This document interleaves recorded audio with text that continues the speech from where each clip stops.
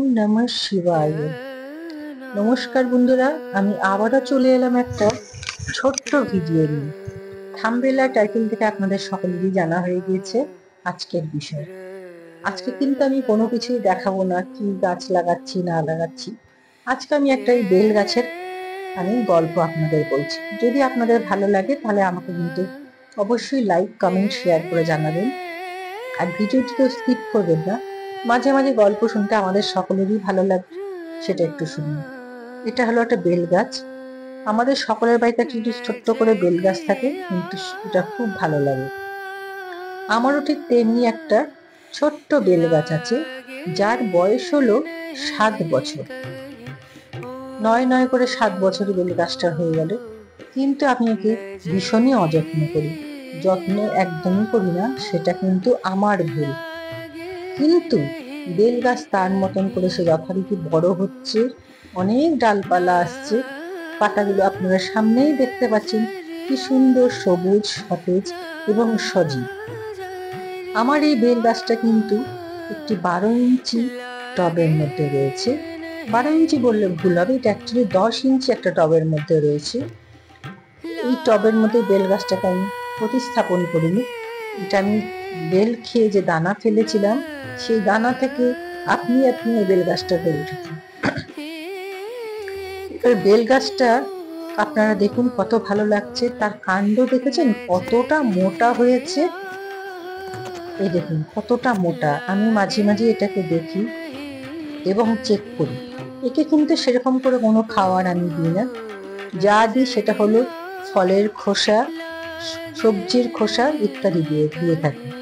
দেখুন আমি যে খুব যে যত্ন করি না সেটা বোঝাই যাচ্ছে। আমি আগাছাগুলো এখান থেকে তুলে দিচ্ছি। এবার যেটা হয়েছে, আমি যেখানে সবজির খোসা, ফলের খোসা ফেলি, সেইখান থেকে এই যে পেঁপে গাছটা আপনারা যার কাণ্ডটা দেখছেন, এই পেঁপে গাছটা উঠেছে। কিন্তু আমি প্রাণে ধরে কেন জানি ওই পেঁপে গাছটাকে তুলে ফেলতে পারলাম না। তার কারণ একটাই, যে আমি দেখি একটা 10 ইঞ্চি টবের মধ্যে দুটো গাছ একসঙ্গে হয় কিনা। এটা আমার একটা বলতে পারবেন যে এক্সপেরিমেন্ট। এবার যেটা দেখবো যে এই টবের মধ্যে কে আগে ফল দেয়। পেঁপে গাছ আগে ফল দেবে না বেল গাছ আগে ফল দেবে। তার জন্য আমি দুটো গাছকে একসঙ্গে রেখে দিয়েছি। মাঝে মাঝে এসে আমি একটু গোড়াটাকে পরিষ্কার করে দিই। দেখুন আগাছায় ভর্তি।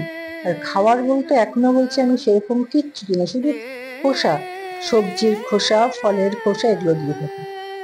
দেখেছেন কত মোটা হয়েছে এই পেঁপে গাছের কাণ্ডটা? বেশ লম্বা হয়েছে কিন্তু দেখুন। হ্যাঁ, বেশ লম্বা হয়েছে। তবে আমি পেঁপে গাছটাও যত্ন করি না, সেটা দেখেই বোঝা যাচ্ছে ভীষণ অযত্নের অভাব এই গাছটাতে। পেঁপে গাছের পাতার মধ্যে পোকাও খেয়ে নিয়েছে। আমি সময় করে দেখি এটাকে যদি একটু কীটনাশক দিয়ে দিতে যদি পারি, তবে যখন একবার নজরে পড়েছে তখন আমি অবশ্যই এটাতে কীটনাশক দেব। পেঁপে গাছ তো পেঁপে গাছের মতন বড় হয়ে যাবে, কিন্তু বেল গাছকে কিন্তু আমি বছরে একবার করে কাটাই ছাঁটাই করেই থাকি। তার কারণ বেল গাছ তো টবের মধ্যে রয়েছে, বেশি বড় তো থাকতে পারবে না, মাথা তার ভারী হয়ে যাবে। আর বর্ষাকালে বিশেষ করে যখন ঝড় বৃষ্টির দিন আসে, তখন এই বেল গাছের পুরো টব শুদ্ধ উল্টে পড়ে যায়।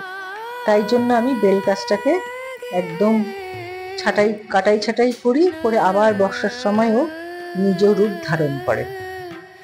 তা আপনাদের সকলকে বলছি, আপনারা যদি কখনো পাকা বেল খান, যদি খেয়ে থাকেন, তার দানাগুলোকে একদম ফেলবেন না।